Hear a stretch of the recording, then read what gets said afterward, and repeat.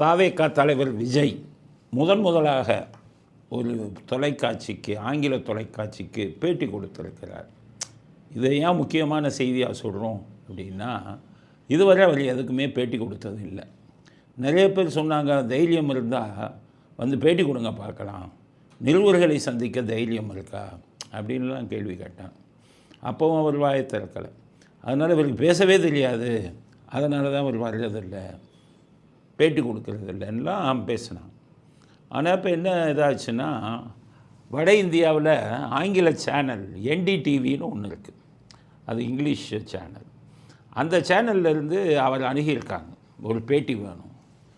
அப்போ இவர் அலுவலகத்திலேருந்தே அவங்களுக்கு ஃபோன் போட்டு, பேட்டி கேட்டிங்களே, இங்கே வீட்டுக்கு வந்துடுங்க அப்படின்னு சொல்லியிருக்காங்க. அதுக்கப்புறம் அவங்க என்ன யாருக்குமே பேட்டி கொடுத்ததில்லையே, நம்ம கொடுக்குறாருன்னு சொல்லி அங்கே போயிருக்காங்க. போனோன்னே அவர் வீட்டுக்குள்ளேயே வந்து இதெல்லாம் ரெடி பண்ணி கேமராவெல்லாம் ஒரு பேட்டி எடுத்துருக்காங்க. பேட்டி ஆங்கிலத்தில் எடுத்துருக்காங்க. நான் என்ன சொல்கிறேன், நம்ம தற்கொலைகள்லாம் பேட்டி கொடுக்குறையா தைரியமானலாம் பேசுனாங்க. ஆனால் அவங்க தலைவர்களே பிட்டு பேப்பரை வச்சு படிக்கிறாங்க, தமிழ்லையே பிட்டு பேப்பர் வச்சு படிக்கிறாங்க. உங்கள் தலைவர்,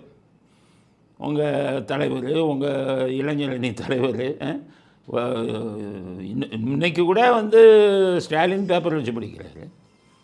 உதயநிதி என்ன பண்ணுறாரு, அவரும் பேப்பர் வச்சு படிக்கிறார். தமிழே இந்த கதி, ஆங்கிலம்னா என்ன ஆகும்? அப்போ அதனால் இவங்க என்னமோ பெரிய பேச்சாளர்கள் மாதிரி கிண்டல் அடிச்சுக்கிட்டு இருந்தாங்க.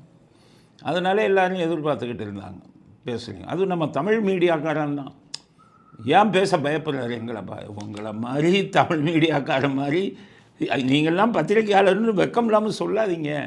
NDTV இருக்கானே, அவன் உலகத்தரத்தில் பேட்டி எடுக்கிறவன். உங்களை மாதிரி கட்சிக்கு இதுவா, உங்கள் தலைவனுக்கு இதுவா இது பண்ணுறவன் இல்லை. அவ்வளோ அருமையாக கேள்வி, உங்களுக்கெல்லாம் கேள்வியே கேட்க தெரியாது, தமிழ்லேயே கேள்வி கேட்க தெரியாது. உங்களுக்கு எவ்வளோ அழகாக கேள்வி கேட்பான் தெரியுமா? அவனுக்கு பதில் சொல்கிறது தான் இது. அங்கே போய் பாஸ் மார்க் வாங்கிட்டு வந்திருக்கார்.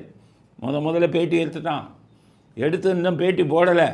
ஆனால் பேட்டியில் என்ன சொல்லியிருக்காருன்னு அவங்களே அதே ஒரு பேட்டியாக கொடுக்குறாங்க. அப்போ அவர் பேட்டி கொடுத்ததை பற்றி அவங்க சொல்கிற விஷயம் என்னன்னு கேட்டிங்கன்னா, நாங்கள் கூட இவர் பத்திரிகைகளுக்கு டிவியை வந்து பார்த்து ஒதுங்கிறத பார்க்கும்போது இவருக்கு சரியாக பேச தெரியாதவருக்கு, கேள்வி கேட்ட பதில் சொல்ல தெரியாதவருக்குன்னு நாங்கள் நினச்சோம். ஆனால் அப்படி ஒன்றும் இல்லையே, நாங்கள் கேட்டதுக்கு பூரா தெளிவாக பதில் சொல்லியிருக்காரு அப்படின்னு சொல்லியிருக்காங்க. இப்போ என்ன சொல்கிறீங்க? பேப்பர் பார்த்து படிக்கிற குரூப்பெல்லாம் என்ன சொல்கிறீங்க?